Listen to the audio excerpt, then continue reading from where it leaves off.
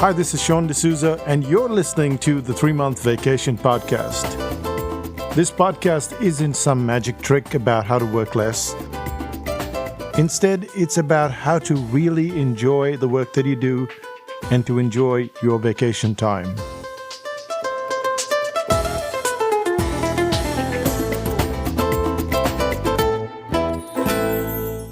Hi, I'm Sean D'Souza, and you're listening to the 3-Month Vacation.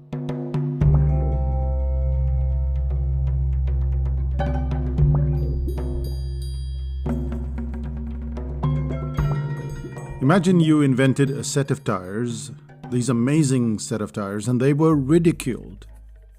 That is precisely what happened to a vet from Belfast, Ireland.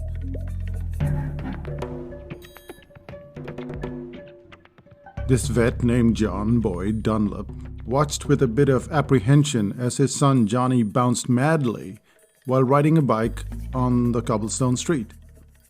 The solid rubber tires were clearly not suitable, and so Dunlop sets about inventing the first commercially viable pneumatic tire. But then they made fun of him. They called the pneumatics pudding tires. We know that Dunlop didn't give up. He didn't give in to the ridicule, but persisted instead with Irish industrialist W.H. Ducrot. And they created the Dunlop tire factory both in Ireland and across the world. And even then, that Dunlop tire factory didn't quite take off.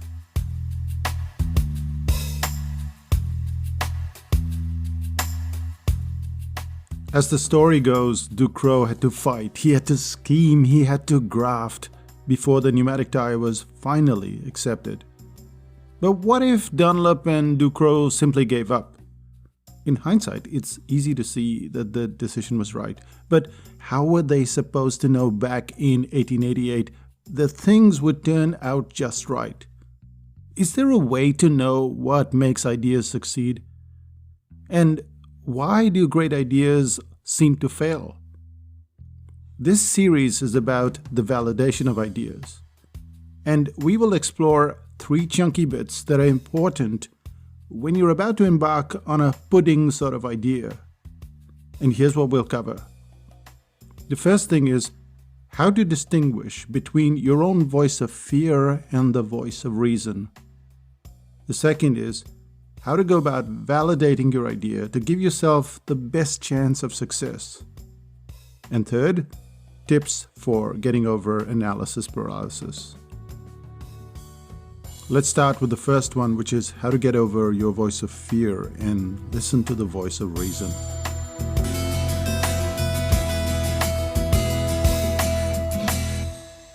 If you buy really well-made bread, it goes through a cycle. At first, it's delicious. It's likely to be crusty on the outside, soft on the inside. But keep it on your kitchen bench for a few days, and it starts to get hard. In a week, it's likely to get rock hard and possibly get moldy as well. The question to ask yourself at this point is, did you buy bad bread? And the answer is self-evident. The bread wasn't bad, was it? But if you take the best loaf of bread made by the most dedicated baker and you keep it outside for days, you're going to get an almost identical result. This is true for good ideas as well. No matter how great your idea happens to be at the start, the hardness will set in, and so will the fungi.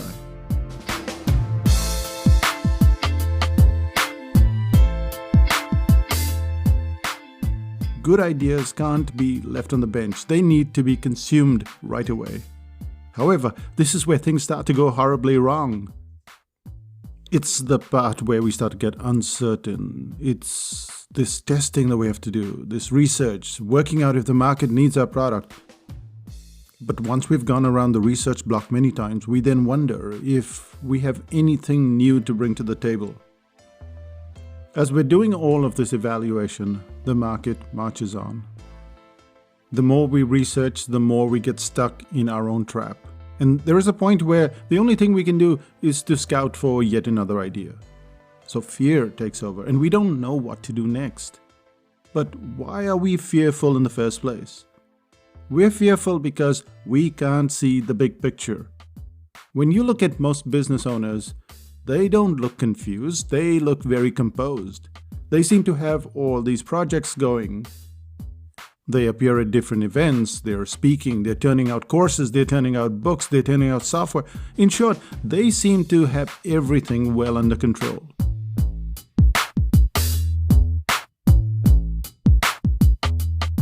You, on the other hand, aren't able to see so far in the distance, let alone figure out a way to get there. And it's this lack of ability to see way into the future, plus the ongoing intimidation from seemingly successful people, it puts you in a position of great angst. The big picture is usually the biggest problem. Entrepreneurs who succeed rarely see the big picture. They're not entirely clueless either, but they know where they're going, and still it's very hazy. It's this hazy view of the future that they have. What they tend to look at closely is what's in front of them. To understand the analogy, think of yourself in a car. Let's say you have to drive from two cities, say two cities in New Zealand, like from Auckland to Wellington. It's a route of almost 8 hours of hard driving. Do you know what Wellington looks like at this moment? It would hardly hassle you because you're focused on the road right in front of you. Your only piece of research is a sort of GPS system that will more or less ensure that you don't get lost along the way. But wait, you already have your GPS system. You did the research, you read the books, you know how to move forward, so why are you stuck? If we were to go back to the road analogy, you wouldn't be stuck. And that's because you're not figuring out whether you'll have a puncture 24 kilometers from now. You're not worried about the other drivers on the road who technically are your competition. What you're entirely focused on is the road in front of you. If you get tired or confused, you stop for a break. If you get hungry, a meal does the trick. All along the way, you're just looking at what's in front of you, which is completely the opposite of what you'd expect when you're starting with a project. A project somehow needs to have all the ducks lined up in a row, or we simply drive around in circles. But what if there were a way to break up a project into smaller bits? When we think of a project, let's just drop that big $1 million, 7-figure silly plan, shall we? Let's just focus on two core elements.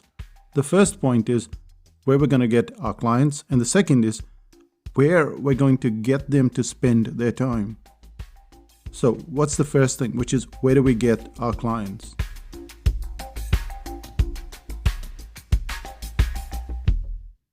If you just build a website, no one will come. Despite being online and having a rock-solid reputation, almost no one comes to the Psychotactics website out of the blue. Instead, they come from somewhere else. When we first started our business back in 2000, that somewhere else was a portal called marketingprofs.com. We'd publish an article at the portal, and then clients would come to our website after reading an article. When we'd go to a local tiny event and we'd speak for about 30 minutes, prospects would turn into clients and they'd buy an ebook. And then a small percentage would sign up for consulting or something else. In every instance, what you're doing isn't this big long-range planning. All you're doing is this tiny task. Successful entrepreneurs are like successful comedians. You look at a comedian and you say, well, they're all so well put together. You see this amazing 1 or 2 hour show that they have on stage and you go, wow, that's amazing. But you never get to see all the small parts along the way. Comedians show up in small bars, small events, and they painstakingly put forward their jokes. Many of these jokes just fall flat, and they never make it to the final show. Entrepreneurs do something similar. They make a move here, a move there, and they keep going forward.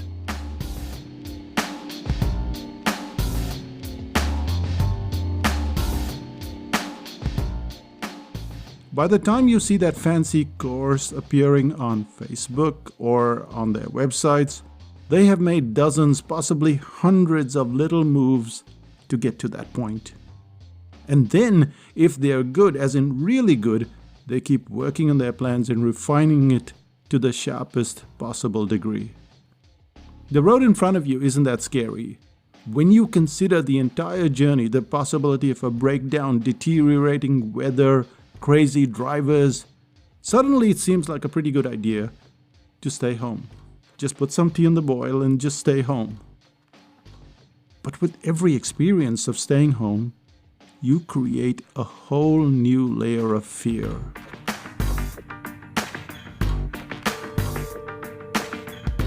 After a while, it seems totally impossible to go ahead with any plan, and research and further research and more planning seems to be the only way out.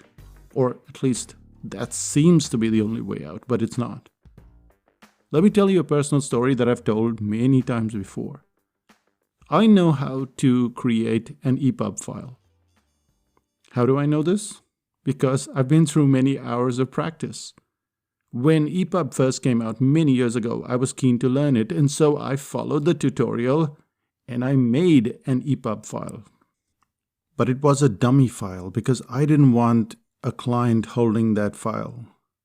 So InDesign started to dig deeper into EPUB, year after year, version after version, and to this day, I haven't created a single psychotactics document in EPUB. You can see the problem, can't you? I'm trying to create the perfect book, this perfect product. Instead of simply planning out a simple EPUB, I'm looking at the big picture. And it's stifling me. All the information and all the research, it's not helping at all. The EPUB project is many years old and like a loaf of bread that's been sitting on the kitchen bench the whole time.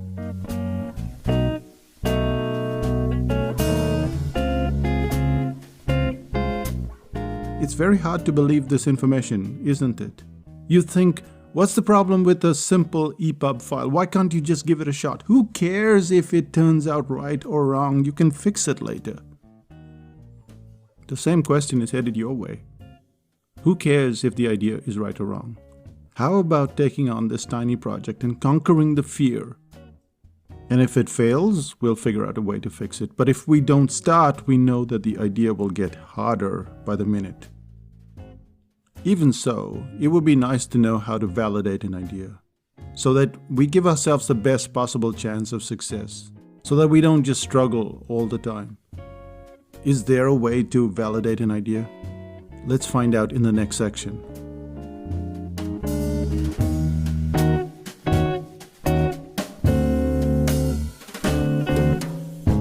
Can you think of a TV series that has generated over $3.1 billion so far? If you answered Seinfeld, then you're perfectly right. Except for one little fact. Seinfeld almost didn't get off the ground. As author Adam Grant mentions in his book Originals, two entertainers got together to create a 90-minute special. Despite their abilities, they couldn't find enough material to fill that 90-minute special. So they decided to create this half-hour weekly TV show. And that's precisely where all the trouble began. The TV networks looked at the script and they thought it was terrible. Undeterred, these two, they went on to create the pilot for the series. 100 viewers dissected the strengths and the weaknesses of the show. The majority of the test audience decided that they wouldn't watch such a show. But a test audience in one city may hate the show and others may love it, which is why the pilot got screened in 4 diverse cities. So now you had 600 people that watched the show. And the results were, yes, dismal. They all thought it was something that they'd never watch again. And at that point, the series, Seinfeld, should have just simply died.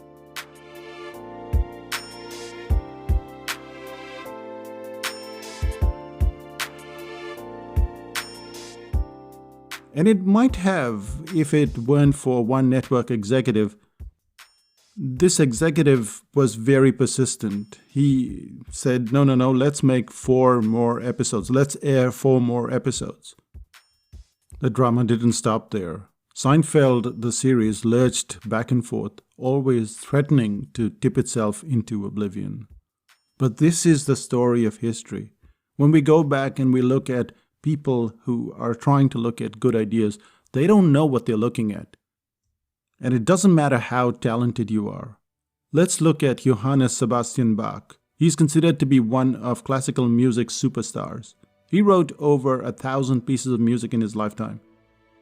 Bach, Beethoven, they composed so much music, and yet, despite their voluminous body of work, they were as unsure as you and me about what would work.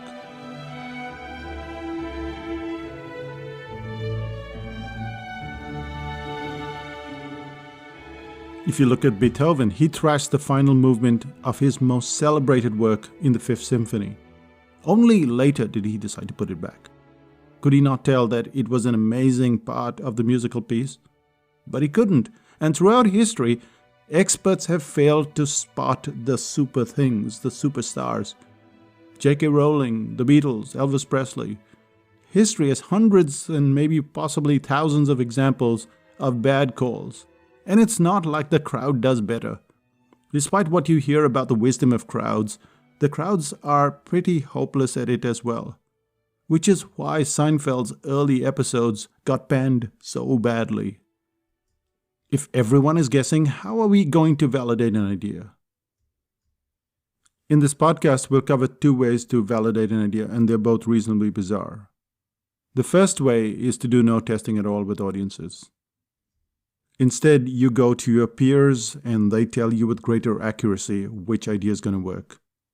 The second way is to create anything you jolly well please, but then link it to an existing problem. Let's start out with the first way and figure out which group tends to be more accurate than others.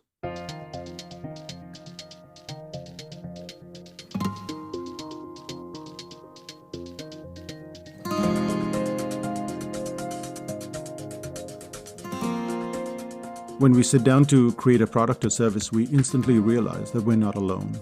If you're in marketing, there are thousands, if not tens of thousands of books on marketing. If you're in health, fitness, nutrition, programming, illustration, it doesn't matter what you pick, it's all been covered. It's at this point that we feel the need to stand out and to fit in as well. There's a reason why we need to fit in. If we go too far away from what everyone else is doing, it might not be viable. Novelty is hard to cope with because we don't know what to make of it. If you ask an expert, they don't see the world as you do. Back in the early 2000s, as we started up an earlier version of Psychotactics, there were already solidly entrenched marketers such as Jay Abraham, Dan Kennedy, Brian Tracy. They were all well established in the field of seminars. They delivered their content through massive book binders and cassette tapes. If all of these methods of delivery sound archaic to you, it's only because we're looking back in time. Almost no marketer wanted to explore the internet. It's the very entrenchment that causes you to see something new as a novelty. It's a blind spot. If you were to ask the experts or the audience, you still wouldn't get validation, that validation which you seek. But there is another group that seems to understand the novelty factor a lot better, and they're called fellow creators.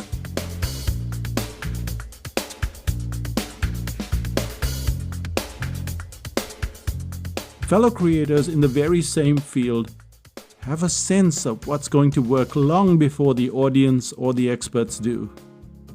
When peers evaluate each other, they are twice as accurate as anyone else. When Justin Berg, assistant professor of organizational behavior, studied circus acts, he found that the ones who best predicted whether a video would be liked, shared, or funded were when peers evaluated each other. As a cartoonist, I know this to be true.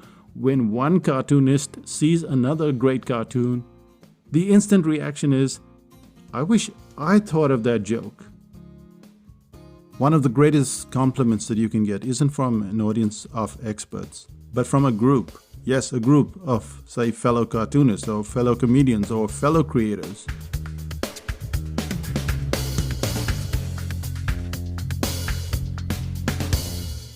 Peer judgments, when evaluated in groups, are more reliable because they see the very same idea through different eyes. So the first thing you've got to do is to seek out your peers, people who are in the same field and approximately with a similar mindset. Yet that's just one way to handle validation. The other way is not to validate at all, but to create pretty much what you please, and then to line it up to an existing problem. Let's take a company like Tesla. What product is Tesla making? If you look at their car manufacturing, you're likely to say they're building electric cars. But electric cars aren't a new thing. They existed long before the gasoline car. We're going back 150 years. They still failed repeatedly. But apparently Elon Musk, who's the CEO, doesn't care about the failure because he's not building electric cars.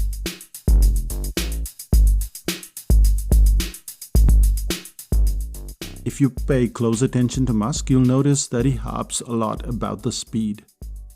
The car accelerates from 0 to 60 in 3.2 seconds. You see the problem? There is a problem, isn't there? He's not drumming the save the planet message, is he? Instead, he's building the car of his dreams, and then he's tackling the problem of speed. He's tackling the problem of distance. That car can go faster and a lot further than the car you're driving. It doesn't matter how great your car is. That car is built for speed and distance. That's what gets you. That's the problem he's solving. If you happen to sit in a Tesla, notice what the owner tends to drool about. Speed and distance. Which tells you that if you just build a product, they will not come. But if you link the product to an existing problem, you can instantly attract attention.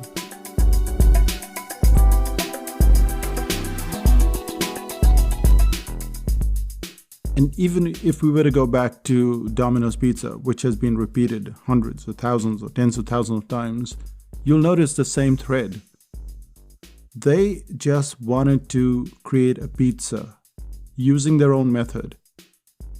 Is that a feasible or viable way of succeeding? Of course not.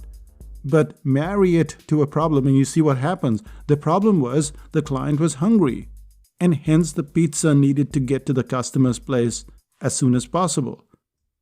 The customer was hungry. Within 30 minutes or less, the pizza would get across. And that was the problem that they had to marry it to. It wasn't a great pizza. It wasn't a fancy pizza. It wasn't a vegetarian pizza. It was a pizza that needed to get across very quickly.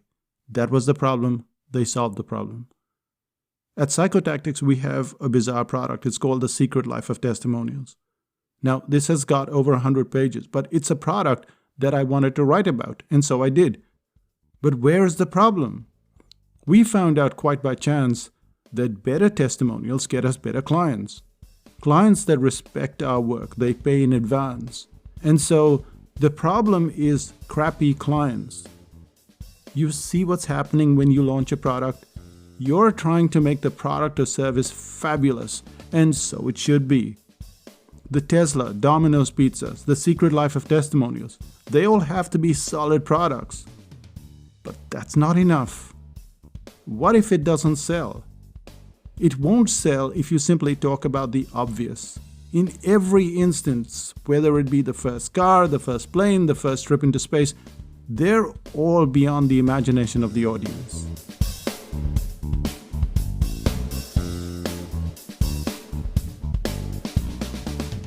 However, the moment you link it to an existing problem, you immediately get their attention. So when you think about it, what makes a viable product? And how do you validate it? If you're into testing, find a group of your peers. Your peers are big fans of the profession. A group of chefs that evaluate another chef's work are more likely to know accurately which dish will be a hit than just a group of diners who frequent the restaurant. But on the other hand, if you care two hoots about testing, go right ahead, create your product, create your service, and then find an existing problem. When clients get excited about your product, you know that you have a winner. One last word about how this validation bit works. For years, I wanted to write a book about how to teach more effectively, and it's called Teacher versus Preacher. But who's interested in such a book? So how did I go about validating if someone else is interested? Well, I did an informal evaluation with others who teach online, those who do courses, workshops, webinars, etc. These groups are likely to be clients, but they are primarily a group of teachers. They really care about their students. They don't just want to sell a course or home study version of their product. They want their clients to be able to get the skill. Like everybody else, they want their courses to sell out, they want their workshops to be successful, they want all that stuff, but their bigger focus is to be able to transfer the skill to their students.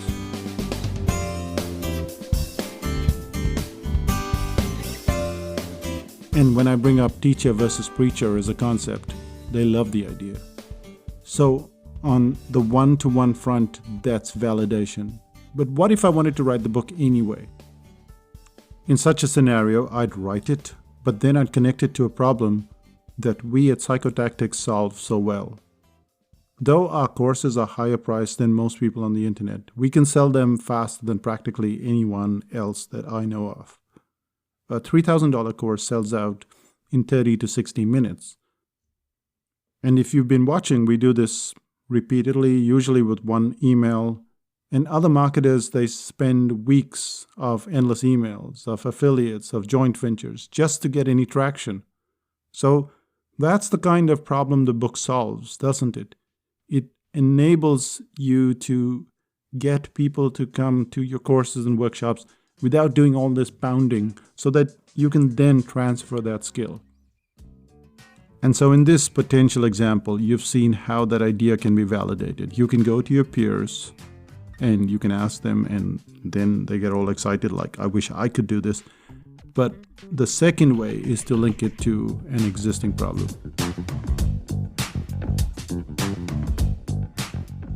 And in this case, the existing problem is that it takes too much time to sell out everything. So the existing problem has nothing to do with the product itself. It's a different problem. Yet the audience is instantly attracted towards it. And this is the point that you have to linger on, that the problem doesn't need to be connected to the product itself. It can be completely different. You have to connect the two. And that's how you validate a problem. These two methods are pretty obscure, pretty bizarre, in fact, but when you use them, they're very effective. But we're still stuck with the third factor, and that is the problem of analysis paralysis. How do we get over that major hurdle? How do we deal with analysis paralysis? This podcast has gone on for quite a bit, so let's do that in the second part. But what did we cover in this session?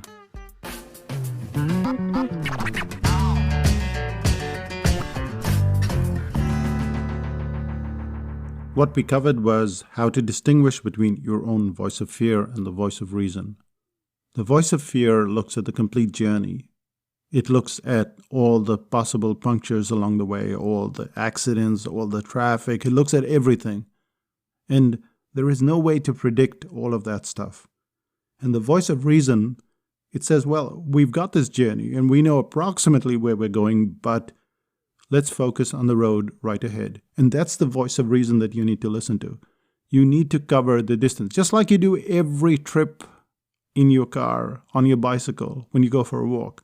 You don't consider the end point. That's nice. It's there. It's hazy. It's cool. But you have to consider what's in front of you. Just today is what matters. And you do that bit, and that's the voice of reason. And the voice of fear is completely bizarre. It's stupid. But you can use it to your advantage. Get things done bit by bit. So that's the first thing that we covered. The second thing is validation of your idea. And we looked at two bizarre concepts. The first concept was that you had to go to your peers. Don't go to an audience. Audiences don't know. They're never going to know. They never shall know. But if you go to your peers, they will say, wow, that's a cool idea. I wish I did that. That's what you're looking for. A great idea from your peers. The second thing that you want to do is go ahead, create your product, create your service anyway. But then find a problem. The problem doesn't have to be linked to the product or service itself.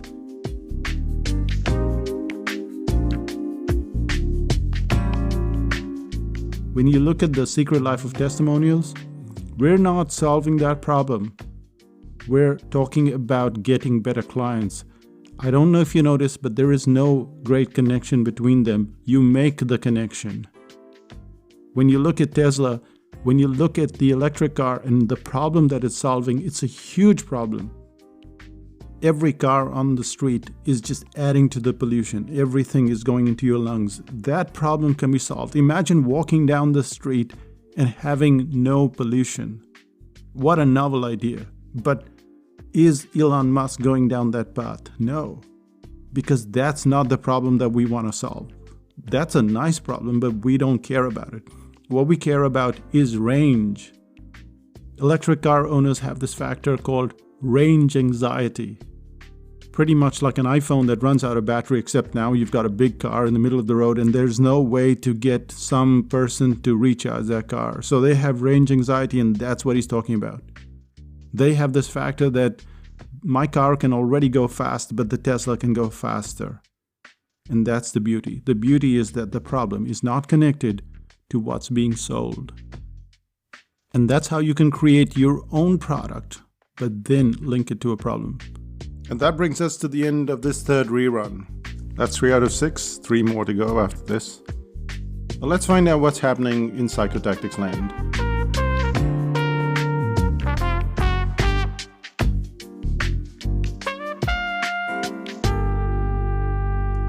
In mid-July, we're going to have this psychology of starting up, and it all bounces around in your head.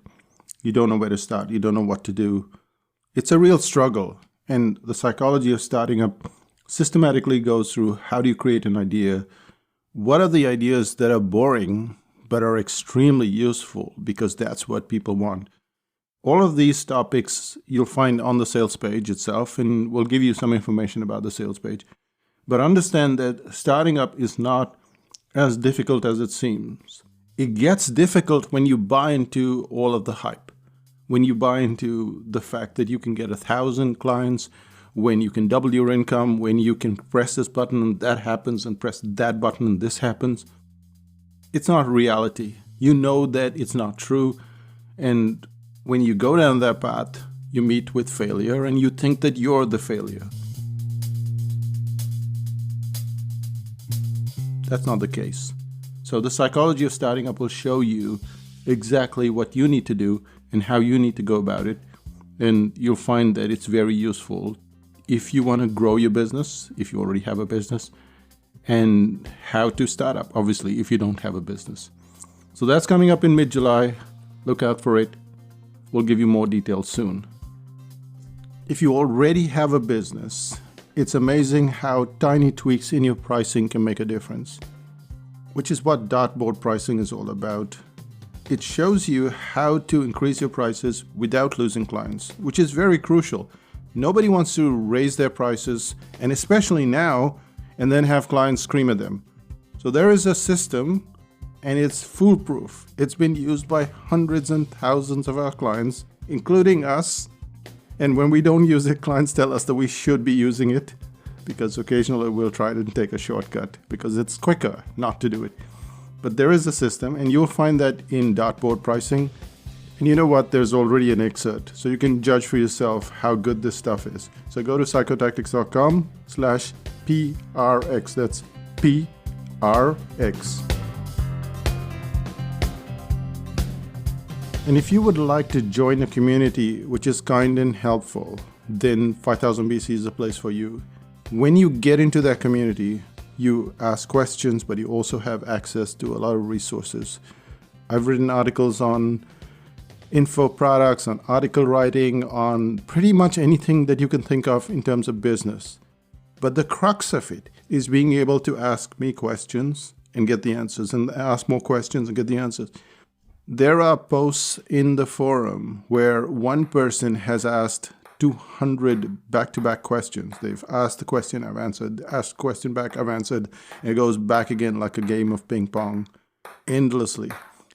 Try doing this with a coach. Try hiring a coach, or even calling a coach and finding out how much this costs. It costs a fortune, and you don't really get great advice.